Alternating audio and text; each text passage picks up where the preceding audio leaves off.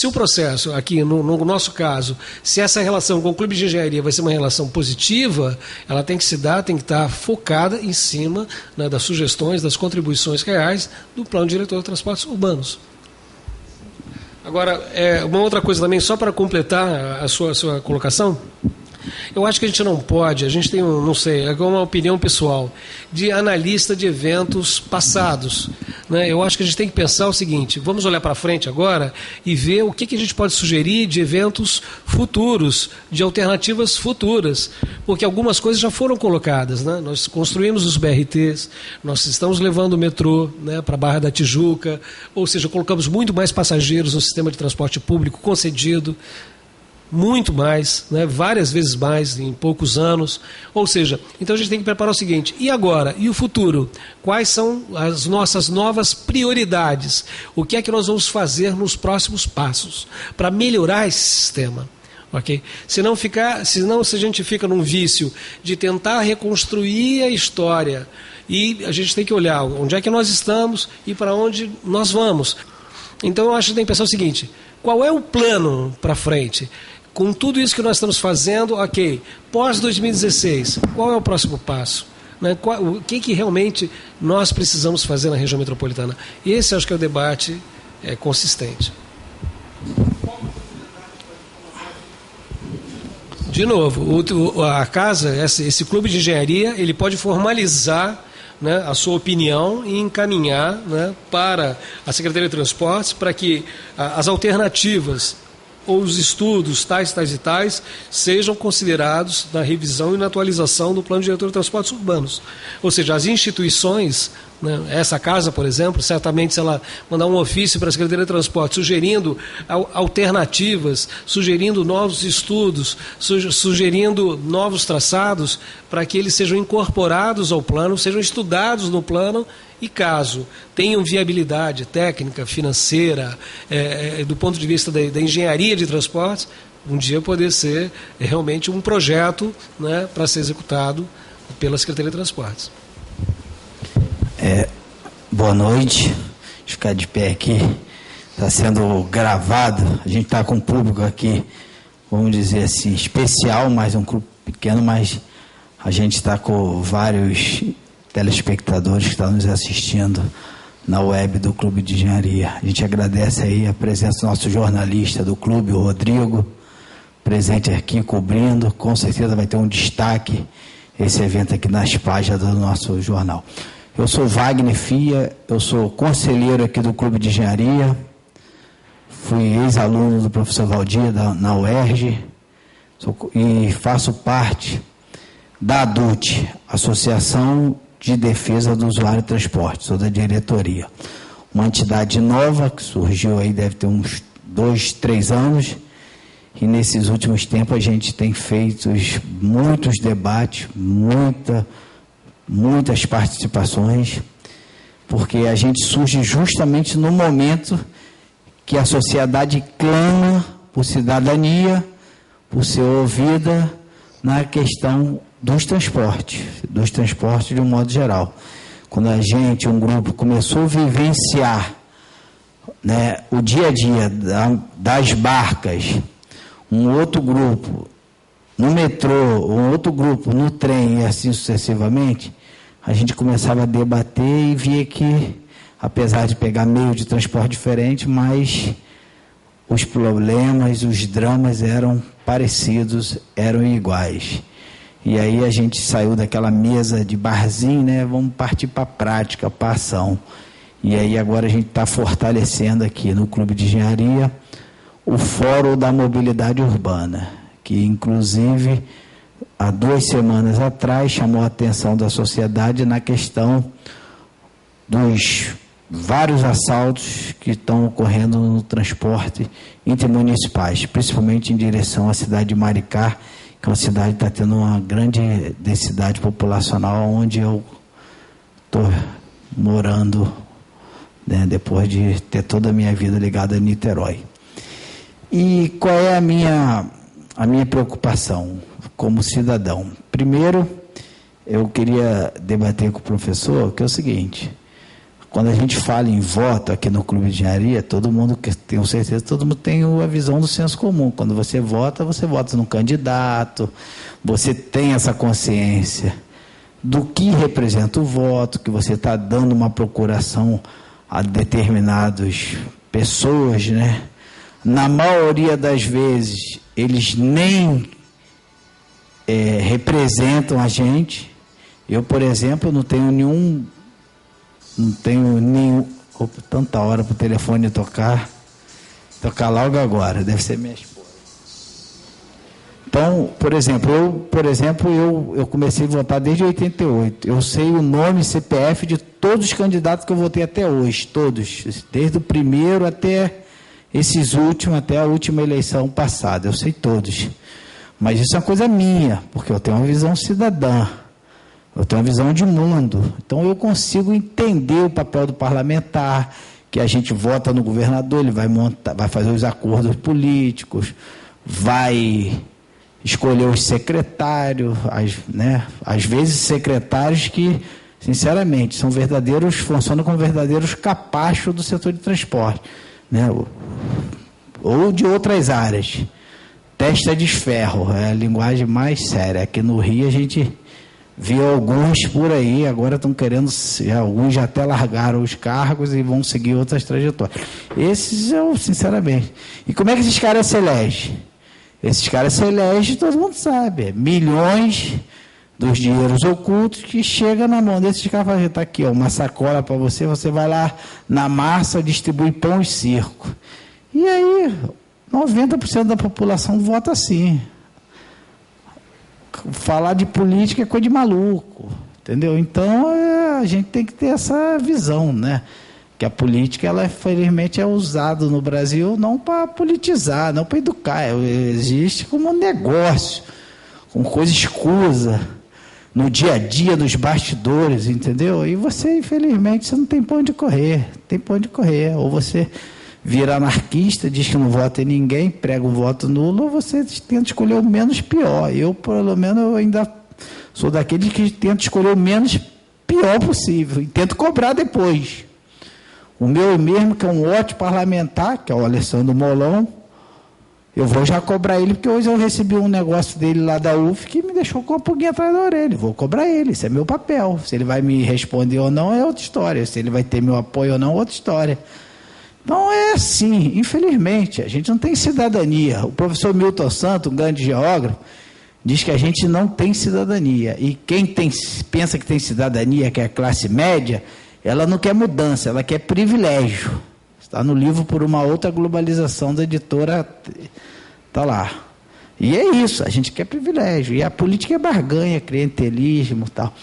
E o transporte, infelizmente, que mexe com a vida do trabalhador, o dia a dia, essa coisa que eu estou batendo sempre, quando você pega os dados, que cada trabalhador, a 1 hora que você perde no trânsito, você está deixando de movimentar R$17 na economia, seja ele de que classe for, imagina milhões e milhões. Aí seria o dinheiro que falta para construir a tão sonhada linha 3 do metrô, que eu queria que o professor falasse. A linha 3 do metrô, né, é igual disco voador. Todo mundo fala, mas eu acho que ninguém nunca viu. E aí a gente discute, quando se discute investimento em transporte de massa, discute o quê? Demanda, primeira coisa, investimento, primeira coisa, demanda. Aí eu pergunto, a demanda desse estado hoje não está na região leste? Né? Região leste, Niterói, São Gonçalo, Itaboraí, Tanguá, vai até Rio Bonito, pega um pouquinho de Cachoeira de Macacu, passa até aquela cornubação já, né? Aquela área está vivendo já uma cornubação, o lado rural com o lado urbano, às vezes a gente foge um pouco, entra no tecnicismo, e está aqui naquela área lá. São Gonçalo tem 1 milhão e, sei lá, 1.100.000, 1.200.000, a gente não sabe, é igual a China. A cidade de São Gonçalo é igual a China. A gente sabe que tem mais de 1 milhão, eu sei que tem gente pra caramba em São Gonçalo. E aí, Rio Bonito, entendeu? Itaboraí, e a gente só vê o Estado, toda eleição, todo mundo tem um projetinho para aquela área lá, e bilhões, Tá, não sei o que, agora vamos fazer a linha 3 do metrô, mas agora não dá porque só vai sair de Niterói até Itaboraí, porque pela Baía de Guanabara vai ficar muito caro, às 17 quilômetros, né? Tem vários estudos, 7 quilômetros vai ficar 2 bilhões, 3 bilhões, 10 bilhões, fora o que some no ralo aí da corrupção, da podridão da política. E aí a gente vê o trabalhador todo dia sofrendo. Eu venho de Maricá, eu sou penalizado todo dia por 2 horas no trânsito. Absurdo, um cara que pensa, que busca a sua cidadania, fica 2 horas no transporte público. E quando você corre para a barca, você também é penalizado, porque aquele serviço é uma nojeira, uma porcaria. A barca é uma porcaria. A CCR barca é uma nojeira, uma porcaria.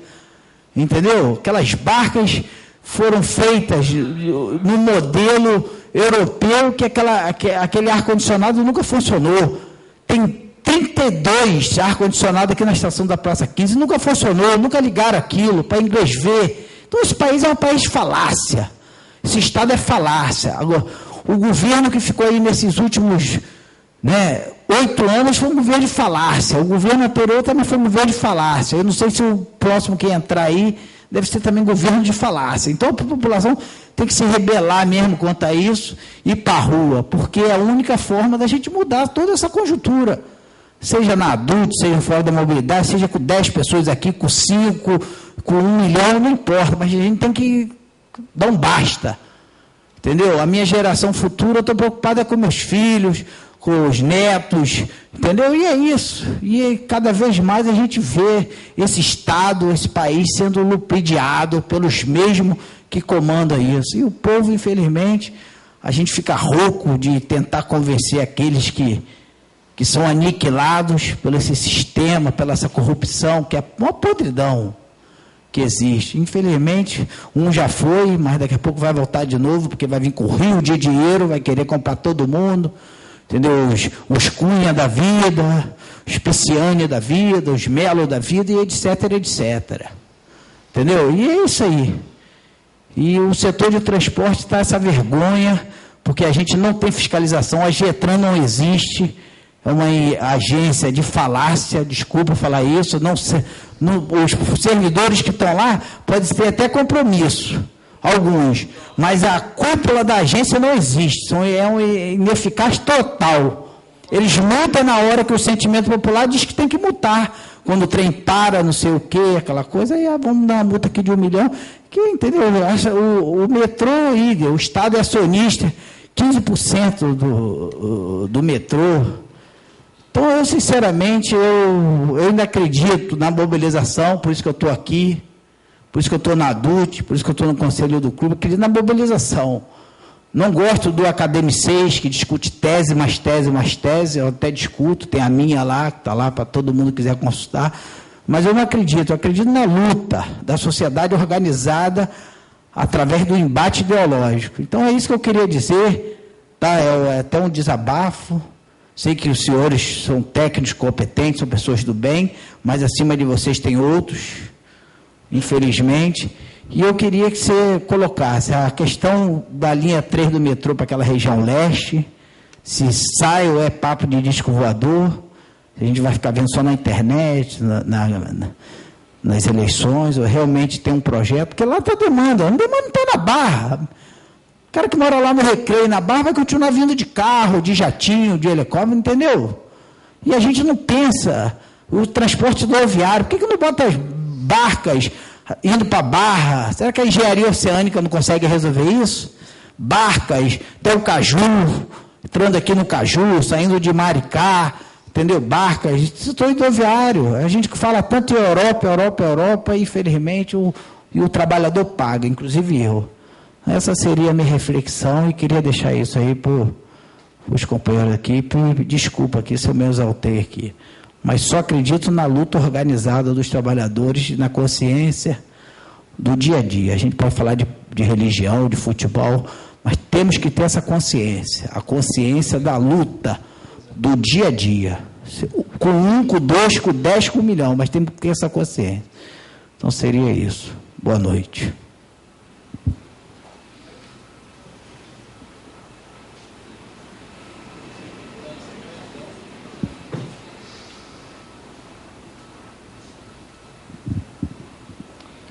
Bom, eu sou do Movimento Passe Livre, daqui do Rio de Janeiro.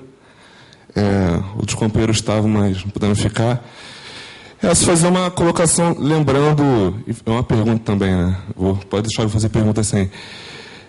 Foi colocado, por exemplo, que o metrô, o trem está no seu limite, o número de passageiros está chegando no seu limite, né?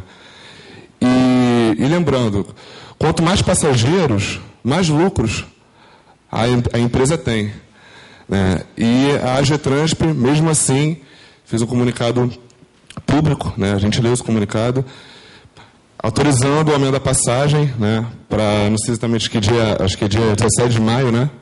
17 de maio, para aumentar a passagem, acho que é mais ou menos esse dia.